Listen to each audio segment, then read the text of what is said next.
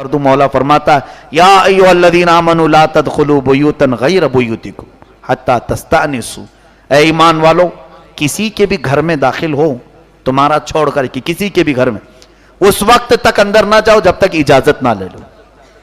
وتسلموا علی اہلھا، پہلے ان کو سلام کرو گھر والوں. دیکھو میرا رب یہ طریقے بھی سکھا رہا ہے گھر جانے کے. اور اللہ تعالیٰ یہ فرماتا ہے فَإِن لَّمْ تَجِدُوا فِيهَا أَحَدًا فَلَا تَدْخُلُوهَا، اگر گھر میں کوئی نہیں ہے تو اندر جانا بھی مت. حَتَّى يُؤْذَنَ لَكُمْ، جب تک تم کو اجازت نہ دی جائے. دروازہ کھلا ہے تو گھسے چلے جاؤ، منع ہے کسی کے بھی گھر میں. اور اللہ فرماتا وَإِن قِيلَ لَكُمُ ارْجِعُوا فَارْجِعُوا، اور اگر اندر سے کہا جائے کوئی نہیں ہے لوٹ جاؤ تو تمہارے حق میں یہی بہتر ہے کہ پلٹ آؤ، لوٹ آؤ. اب حدیث پاک میں سنیے گھر میں جانے کے آداب بھی فرمائے حضور نے. کسی کے گھر جاؤ تو دروازے پر دستک دو اور دائیں جانب کھڑے رہو، سیدھے جانب کھڑے. یوں بھی نہیں کہ دروازے کے بالکل سامنے کھلے دروازہ تو سامنے کوئی بے پردہ ہو جائے. یہ تک حضور نے فرمایا دائیں جانب کھڑے رہو. اور 3 ہی بار دستک دینے کو کہا. پہلی بار دستک دو، ناک کرو یا سلام کرو، جواب آئے ٹھیک ہے ملاقات کر لیں، نہیں آیا دوسری بار، نہیں آیا تیسری بار.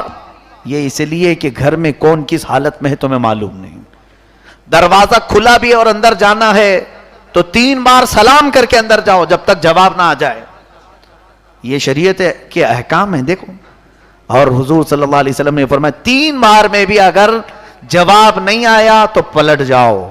زبردستی جھانکا جھانکی کر کے ادھر ادھر تلاشی نہ کرو. جستجو جاسوسی کرنے کے لیے آپ کو نہیں رکھا گیا ہے کہ اندر کون ہے کہاں ہے، کسی کی آواز نہیں آ رہی.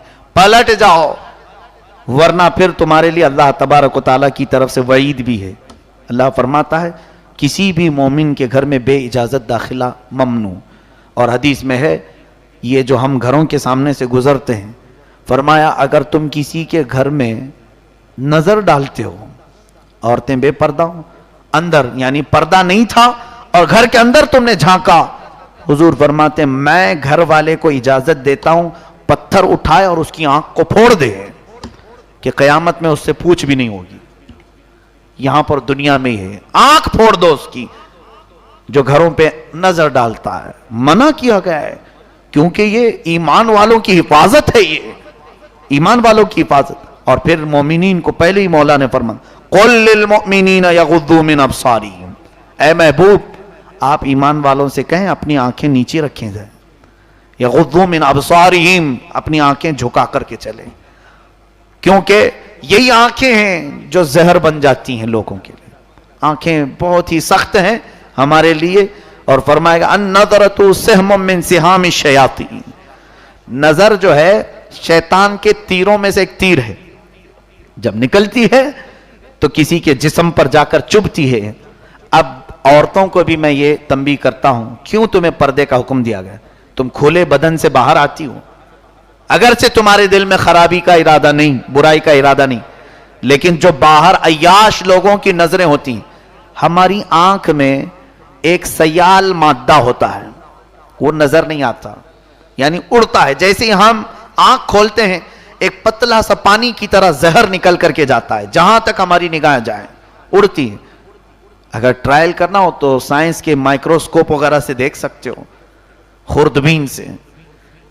کیوں گلاب ایک سامنے رکھو اور اس کو تھوڑی دیر تک دیکھتے رہو، دیکھو وہ مرجھا جائے گا، وہ ہماری نظروں کے زہر سے. نظروں کے اندر ایک سیال مادہ ہے ہلکا سا.